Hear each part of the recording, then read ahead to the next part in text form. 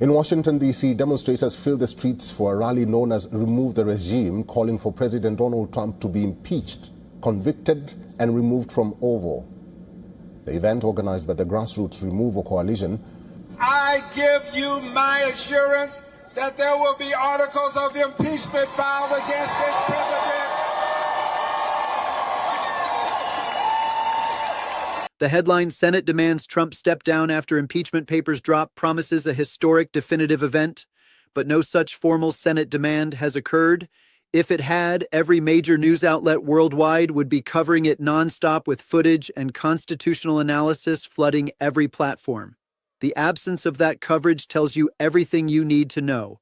But here is what the real record actually shows upon careful examination. No official demand from the Senate for Trump to step down has been issued.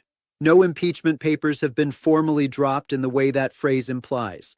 The specific event that the headline describes, the papers dropping, the president being told to leave office, does not appear in any congressional record, any official legislative transcript, any verified journalist account from inside the halls of Congress, or any official document from any real proceeding involving Trump and the legislative branch. If they had a single fucking smidgen of something that was solid, do you think there would be any question? You think he was impeached last time he was president because of the Democratic Party? Do you think that if they had anything that they could actually put on this guy that was solid, he'd be done? He would not be president anymore. He may still be Donald Trump and he may not go to jail because he's got power, but he wouldn't be president anymore. And I want to be immediately clear about what that means and what it does not mean, because the real story of Trump's relationship with Congress is genuinely significant and genuinely worth your sustained attention. There are real documented moments of genuine congressional tension. There are real documented instances of Congress issuing subpoenas that Trump ignored. There are real documented impeachment inquiries that produced actual articles of impeachment that were passed by the House of Representatives. Prescribed a clear remedy for presidents who so violate their oath of office. That is the power of impeachment.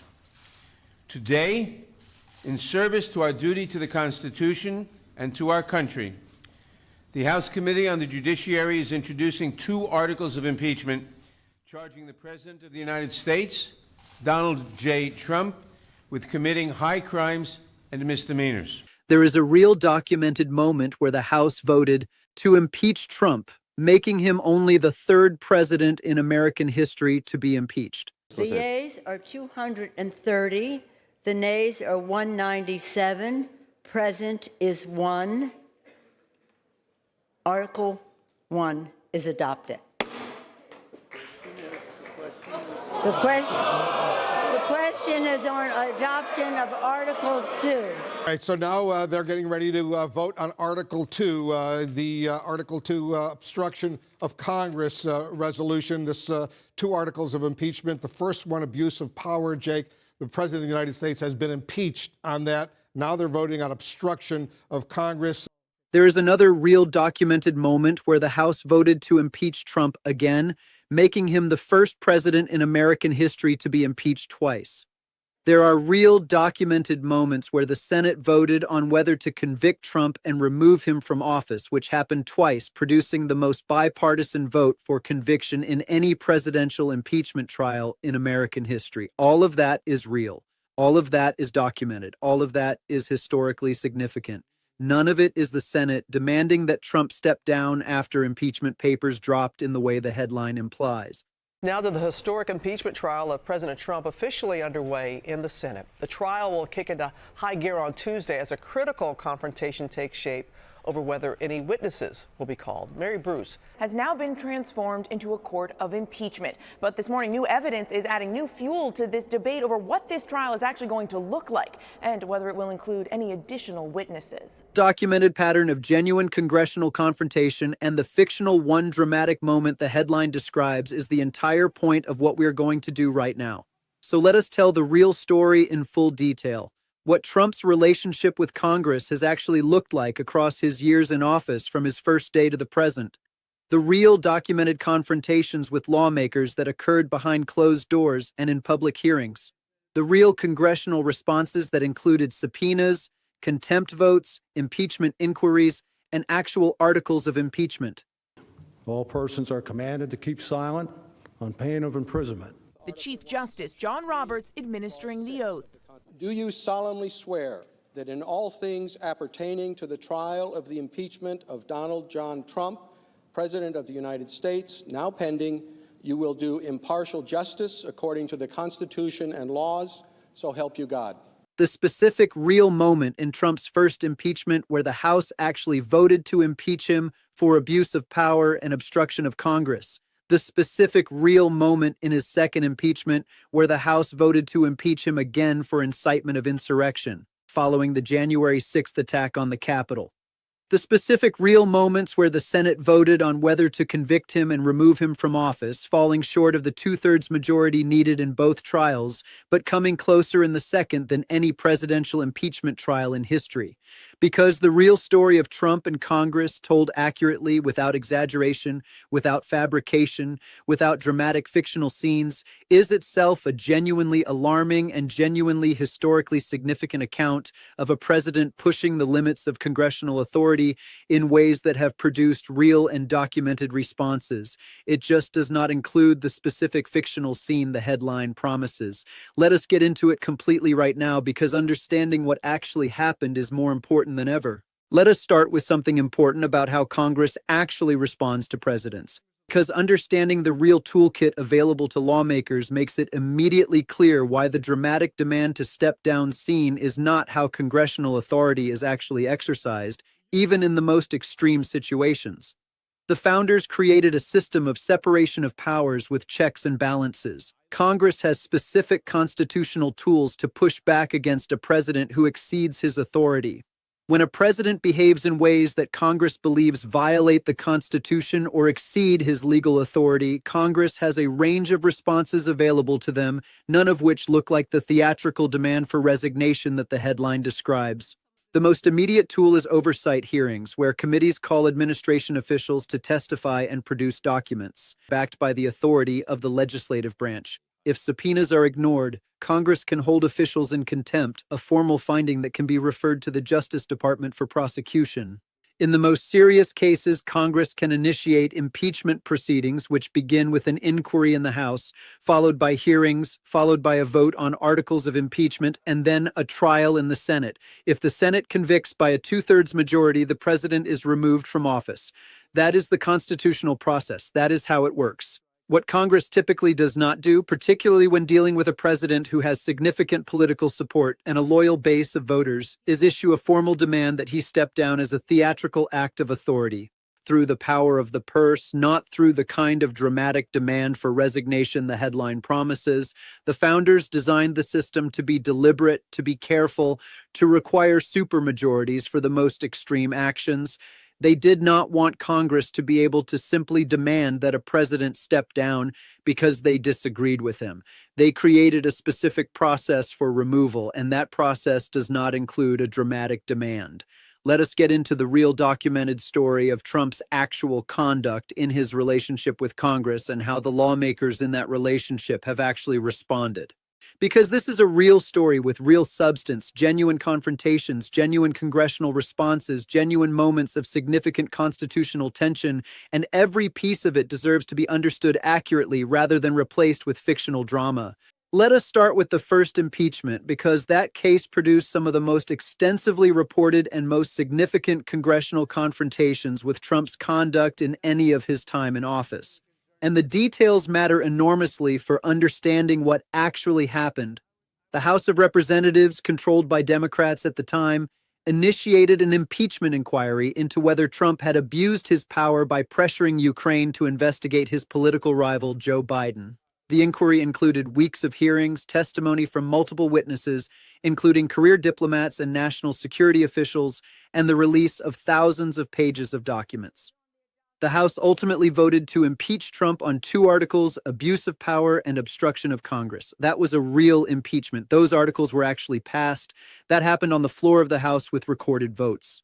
The response from the Senate, which was controlled by Republicans at the time, was not a demand that Trump step down, it was a trial. The Senate held a formal impeachment trial presided over by the Chief Justice of the Supreme Court, John Roberts. Both sides presented arguments, witnesses were discussed, evidence was submitted. After weeks of proceedings, the Senate voted to acquit Trump on both articles. Not a single Republican voted to convict on the abuse of power charge. And only one Republican, Mitt Romney, voted to convict on the obstruction charge. That was the real outcome of the first impeachment. No Senate demand for Trump to step down, no dramatic papers dropping, a formal constitutional process that ended in acquittal because the votes were not there in the Republican-controlled Senate. Now, let us talk about the second impeachment because that case produced an even more significant congressional response, even though it still did not include the dramatic demand the headline describes. This is where the story gets even more intense and even more historically significant. After the January 6th attack on the Capitol, where a mob of Trump supporters stormed the building while Congress was certifying the Electoral College results, the House moved with unprecedented speed to impeach Trump for incitement of insurrection. The House voted to impeach just 1 week after the attack, making it the fastest impeachment of any president in American history by a wide margin. 10 Republicans joined Democrats in voting for impeachment, the most bipartisan impeachment vote in history. The article of impeachment was sent to the Senate for trial. But here is where things get procedurally complicated and constitutionally fascinating. Trump had already left office by the time the Senate trial began. He was no longer president. The question before the Senate was whether they could convict and disqualify a former president from holding future office. This was an open constitutional question that had never been definitively resolved. The Senate voted 57-43 to convict, with 7 Republicans joining every Democrat. That was the most bipartisan vote for conviction in any presidential impeachment trial in American history. It was closer to the two-thirds threshold than any other presidential impeachment trial, but it fell short of the two-thirds majority needed to convict, which would have required 67 votes. So Trump was acquitted again. That was the real outcome of the second impeachment. Again, no Senate demand for Trump to step down. No dramatic papers dropping. A formal constitutional process that ended in acquittal because the votes were not there, even though more senators voted to convict than in any previous presidential impeachment trial. Now let us talk about the congressional subpoenas that Trump ignored throughout his presidency, because that is another area where the real story is significant, even though it does not match the headline's fictional drama. Trump repeatedly refused to comply with congressional subpoenas for documents and testimony across multiple investigations. He claimed executive privilege and various other immunities that many legal scholars found questionable. The House held him in contempt multiple times, voting to refer him for criminal prosecution. But the Justice Department, which was under Trump's control through his appointed Attorney General, declined to prosecute, so the contempt findings did not lead to any consequences. This pattern, Congress issuing subpoenas, Trump ignoring them, the Justice Department doing nothing about it, was a central feature of Trump's relationship with the legislative branch throughout his presidency. It was documented extensively. It was real. It was significant as a test of congressional power. But it was not the Senate demanding that Trump step down after impeachment papers dropped. It was a president using the tools of his office to resist congressional oversight with the backing of a Justice Department that refused to enforce congressional subpoenas. That is a real story of institutional conflict, but it is not the story the headline tells. Now let us talk about why the specific fictional scenario of the Senate demanding Trump step down after impeachment papers drop is so structurally implausible in Trump's specific political situation. Because this is something the headline completely ignores, and it matters enormously for evaluating whether the story the headline tells is even politically and institutionally possible in the real world. The Senate is controlled by Republicans. Republicans have largely supported Trump throughout his presidency and his post-presidency. They have voted against convicting him in both impeachment trials. They have defended him against most congressional investigations. They have blocked most Democratic efforts to hold him accountable. The idea that this same Senate, the Senate controlled by Trump's party, would suddenly and dramatically demand that Trump step down after impeachment papers drop, ignores the entire political reality of the last several years. It ignores the fact that most Senate Republicans are still loyal to Trump. It ignores the fact that Trump remains popular with the Republican base. It ignores the fact that senators who cross Trump risk being primaried and losing their seats. Even if Democrats controlled the Senate, the demand for a president to step down is not something that chamber does. The Senate does not issue demands for resignation. That is not in its procedural toolkit. The Senate holds trials. It votes on convictions. It confirms appointments. It passes legislation. It provides advice and consent on treaties. It does not, as a body, issue dramatic statements telling the president to leave office. That is not how the institution works. The founders did not give the Senate that power. They gave the Senate the power to convict after an impeachment trial. That is a formal, deliberate supermajority process. It is not a demand. The political and institutional reality of the Senate makes the headline's premise implausible in ways that anyone who has followed Congress for any length of time would immediately recognize.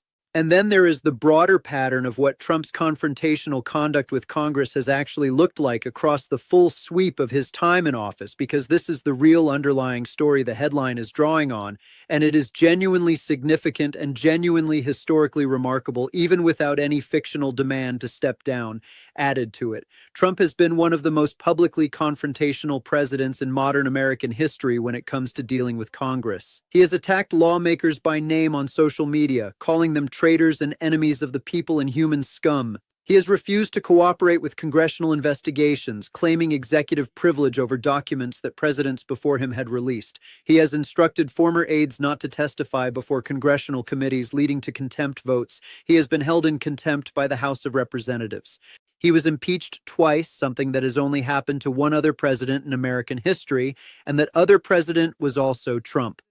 That documented pattern of confrontation across multiple separate investigations and multiple separate congressional sessions is real, thoroughly documented, and historically remarkable. It has produced real and formally documented congressional responses, including specific contempt citations, formal impeachment inquiries, actual articles of impeachment passed by the House, and 2 Senate trials. That full documented pattern across multiple years forms the real and genuine documented basis for the emotional appeal of the fictional demand a step-down headline.